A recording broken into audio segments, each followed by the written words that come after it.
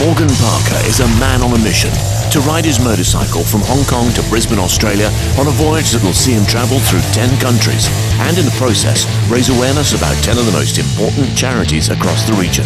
It's an adventure that'll test his limits during a trip that'll be exciting, dangerous, eye-opening and always breathtaking. Join him each week as he travels wheel to wheel.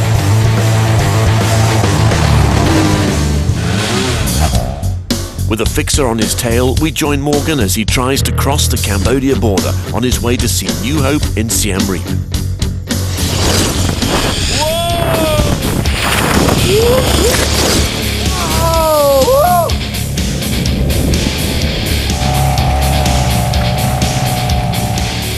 With the stalking fixer on my tail, I was anxious to get safely out of Laos and into Cambodia.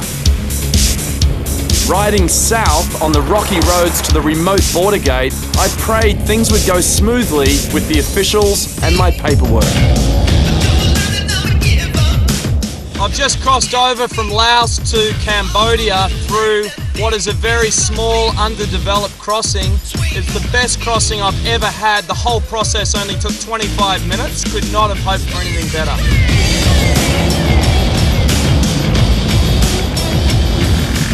It was exciting to be in Cambodia, knowing I would get to see the famous temples of Angkor and above all, visit New Hope, a crucial charity providing a myriad of services to children and families desperately in need. This is, after all, a country still plagued by corruption and the aftermath of the Khmer Rouge's regime a mere 30 years ago. I've been basically snaking my way down the Mekong River through Stung Tren, now at Kratai, and then eventually on to Phnom Penh in the next day or so. After getting out on the Mekong River in search of Kratai's star attraction, the white Irrawaddy dolphin, I eagerly jumped back in the saddle and headed down a 120-kilometre narrow dirt road. Between singing to myself and unavoidable run-ins with other travellers, it was a thriller minute and I loved it, even when I had to make the impromptu border crossing. How deep? This girl has just showed me how deep it is to go across here. Thank you. This morning I'm going to be riding with the fellow BMW adventurers.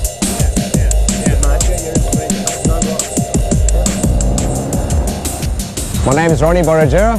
I'm traveling around the world on my motorcycle and going to be doing or visiting about 110 countries. I'm Chantal Wilson from Canada. She's the boss. I'm second in command and driver, Trevor from Canada. Been married 30 years and still going strong, and I'm following it. The trio have countless enviable tales from their extensive global adventuring. This is my 75th country and I've done about 14 months. So I've still got almost 2 years left.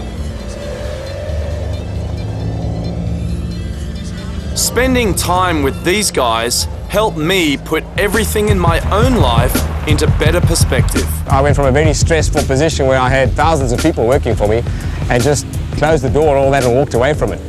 I don't think I'll ever get back to that because this has certainly taught me that you can live with far less. You actually don't need a house and a car and all the other crap that goes with it, modern day life. We live on far less. I'm living on 6 t-shirts, 2 pairs of shorts. I mean, you get into that.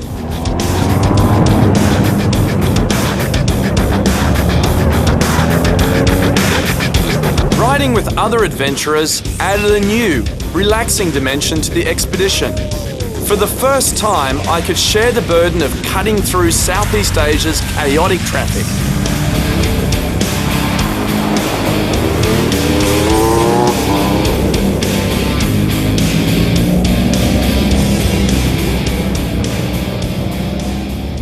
Cambodia has a long history dating back thousands of years. After brief independence in the 1950s, the Vietnam War gave rise to the Khmer Rouge in 1975. Making the most of a widespread famine, the regime, led by Pol Pot, destroyed anything and everything that was remotely Western. It's estimated that by 1984, the Khmer Rouge had killed 1/3 of the population, leaving its infrastructure in tatters. You're talking about holocausts that only happened 25, 30 to 35 years ago. Like, this is in my lifetime that this stuff is happening. So the ramifications, the implications of that sort of regime is clearly present in society today. It used to be a high school, but Pol Pot's security forces turned it into a torture chamber. Here, an estimated 17,000 intellectuals suffered barbaric treatment before being killed and tossed into the killing fields. A brutal reminder of Cambodia's recent past.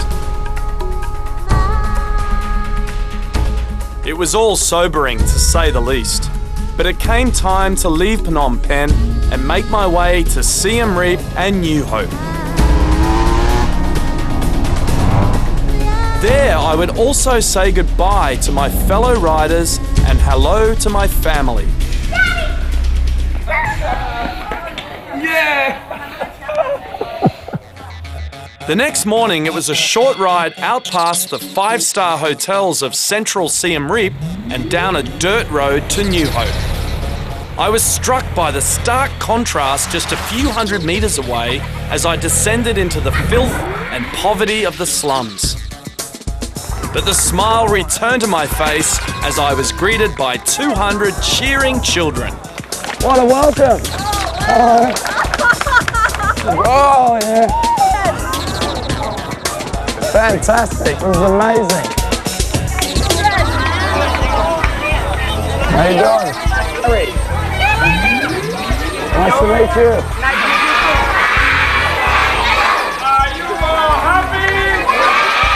Thank you so much for having us here. We are very, very excited to be here in Cambodia and at New Hope.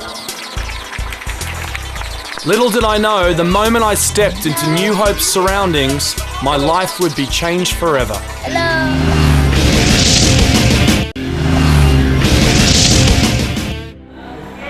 I call New Hope the ultimate charity's charity. In the shadows of Angkor Wat, last year alone, New Hope had 762 children attend classes. But the problems run deeper. In order to get the kids to school, New Hope discovered that it must provide food, clothing, and medical care to their extended families. Each year, the charity now treats over 11,000 patients in its medical clinic. New Hope has truly become a one-stop shop.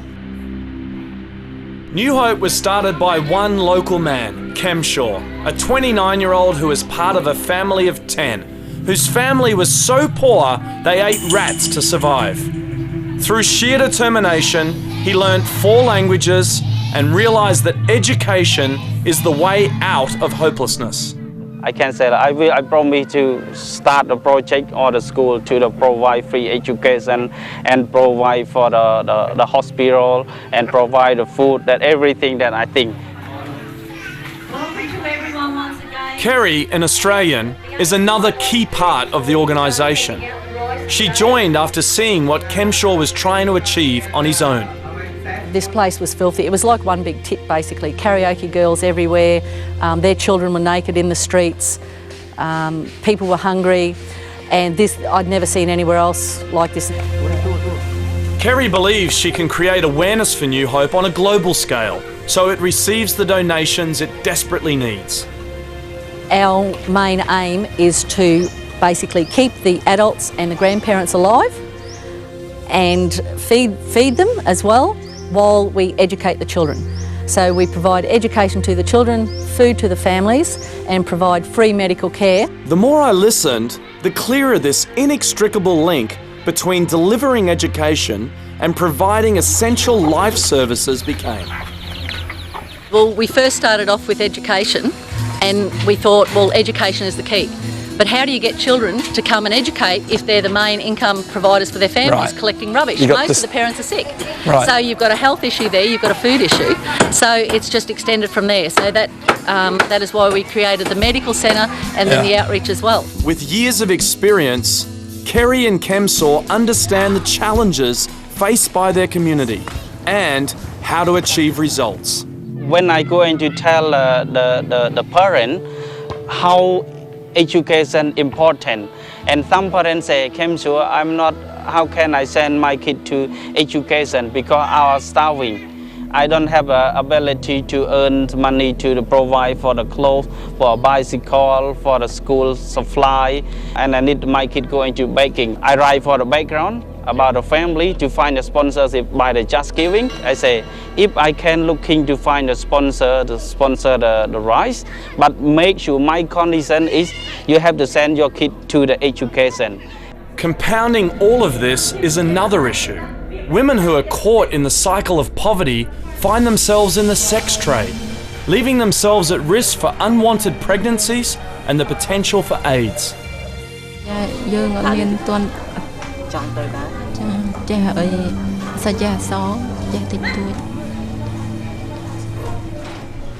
In the face of these difficulties, each year New Hope provides over 400 parents with family planning, childcare and sex education. New Hope is now helping these prostitutes find alternate ways to provide for their families through basic vocational skills courses.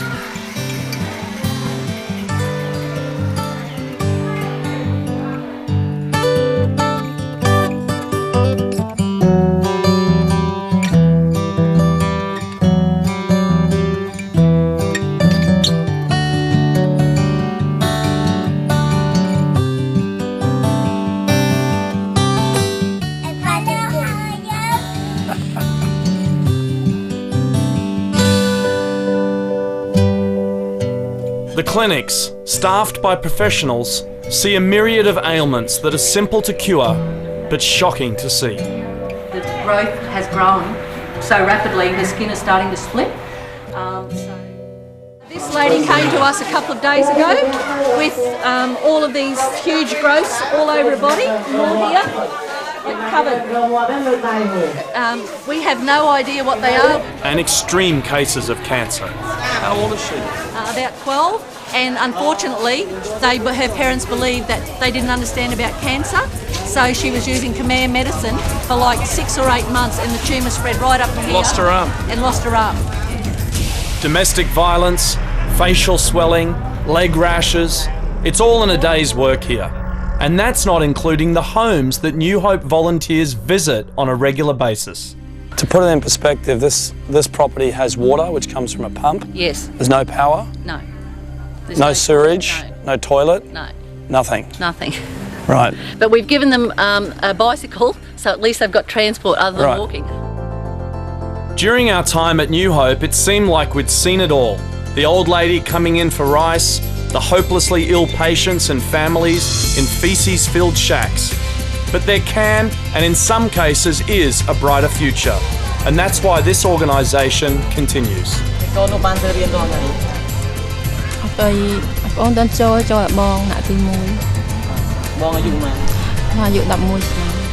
And New Hope's work has garnered the attention of international volunteers from around the world who are moved by what they see. Amazing how they've actually done this whole project, and it's, I think that, more volunteers should definitely join up. The most gratifying thing about my job here is getting to know that we are giving hope to people who were initially hopeless. During our visit, Aria and I participated in one of New Hope's cornerstone programs, the monthly Rice Drop, which benefits 210 desperate families.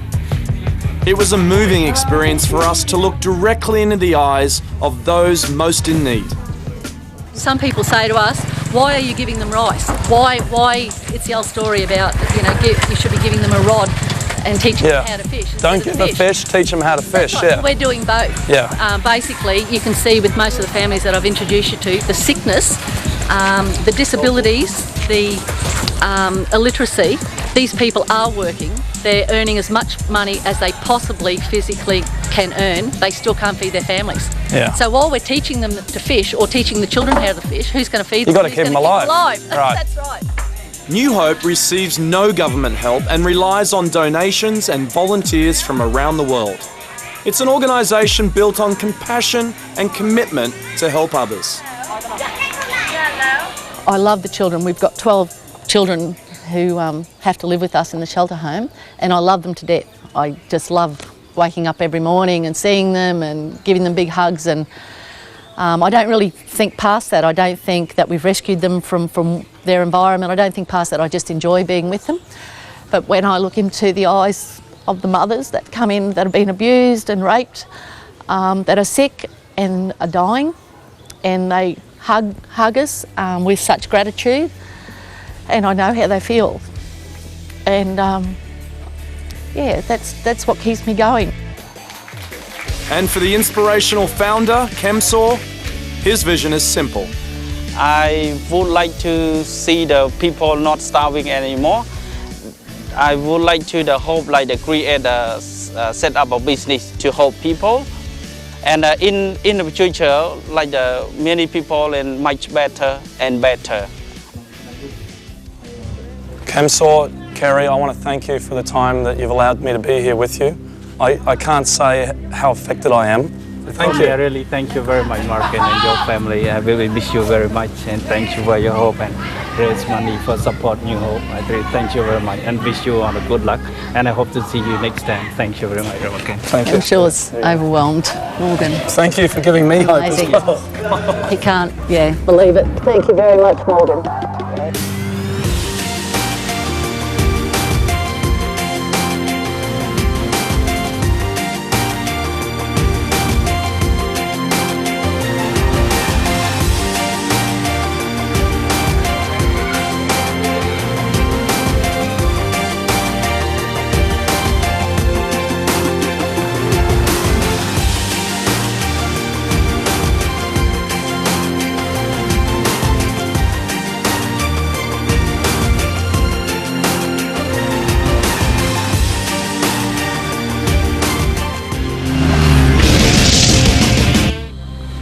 On this expedition, I've seen a lot of desperate situations, but none more grave than what I've witnessed here with New Hope Cambodia.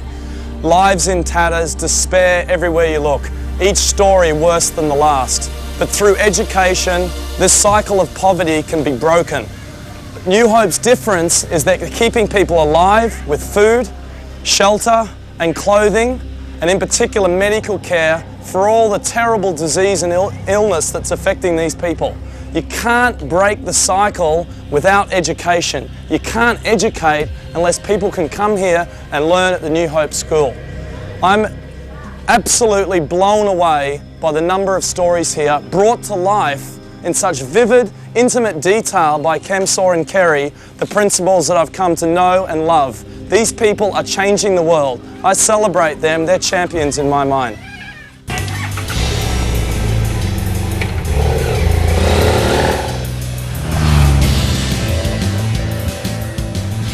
After our deeply emotional time with New Hope, it was time to fulfill one of my lifelong dreams, seeing the temples of Angkor. To say that people have high expectations when arriving at Angkor Wat, I think is an understatement. No matter how well you try and maintain your excitement, the arrival at Angkor Wat is something that I'll always remember. Here we are, the moment has arrived. We're finally at Angkor Wat in Cambodia, one of the 7 wonders of the World Heritage Site. I'm here with my family and our tour guide for the day, Mare. Thanks for being with us, Mare. I cannot wait to go and see this 200-hectare site. Let's go. The old adage, they sure don't make them like they used to, certainly holds true in the case of Angkor Wat. Built over a period of 37 years during the 12th century, the sheer size, attention to detail and variety make this a must-see travel destination, without a doubt. So Angkor Wat gets 2.5 million visitors per year? Yeah, per year, right. From all over the world? Yeah, all over the world. That's incredible.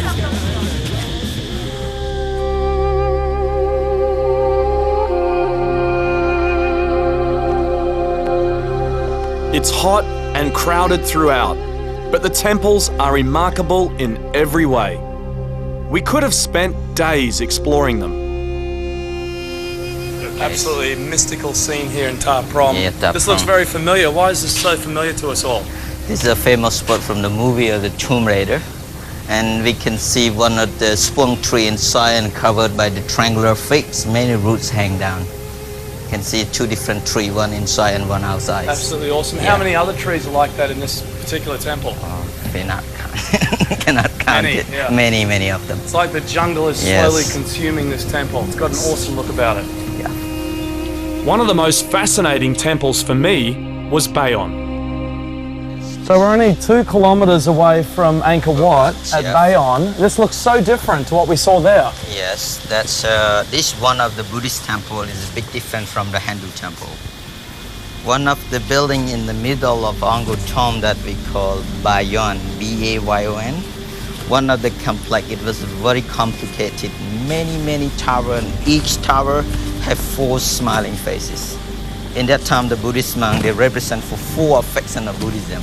Right. That means the 4 smiling faces, they're dedicated to the compassion, sympathy, equanimity, and patience. All the 4 smiling Good faces. virtues to have. I gotta say, this is really an intimate feeling here, very mystic, and I really love it. In fact, I have to say I prefer it. Yes. Anything I've seen so far, it's amazing.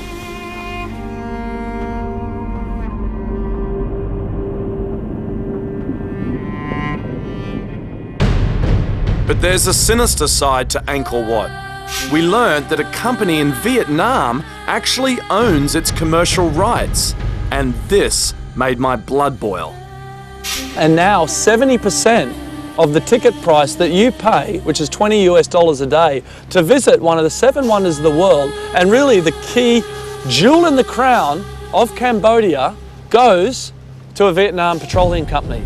And ultimately, $2 out of your 20, that's 10%, goes to the preservation and improvement of this incredible landmark for the world.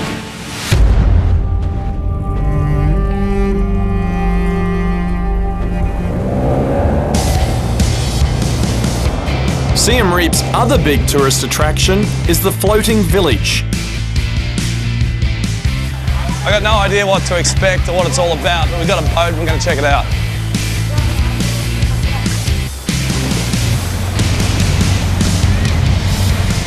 It's a remarkable testament to the adaptability of these people who actually reside on the lake, and most definitely worth a visit.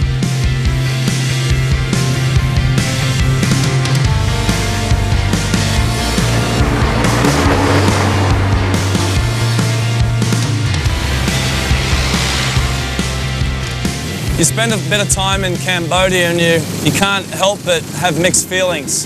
The tragic past, recent past of this country has created a very complicated today. And I fear that the conditions here today will continue for years ahead. It's difficult to see a way forward for this country. The work that New Hope's doing to educate the young is one part of a much bigger puzzle for a successful, hopeful future for Cambodia. Out here on this lake where you see these village people living is really symptomatic of a broken society. It's only 30 years ago that the Khmer Rouge reigned their terror through these lands, killing people everywhere, breaking families apart, and taking hope away from this population.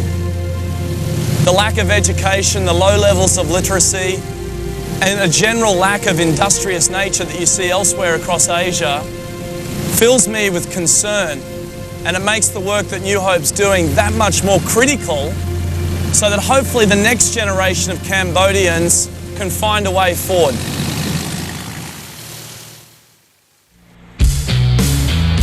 An unwelcome visit to our hotel by the stalker's local associate forced us to make new plans. We decided to leave early and take an alternate route to the border in Thailand. As I rode away, I knew these days in Cambodia would be etched in my memory forever.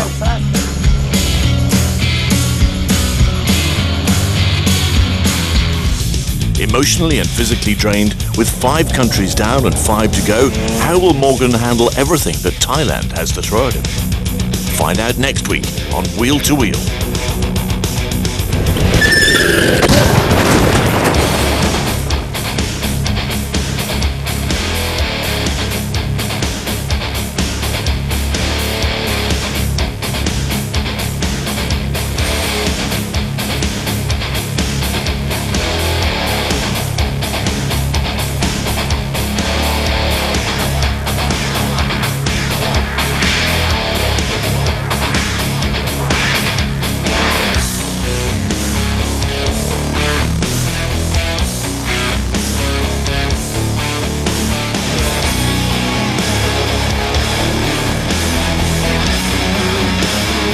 For more information, please visit wheel2wheel.tv.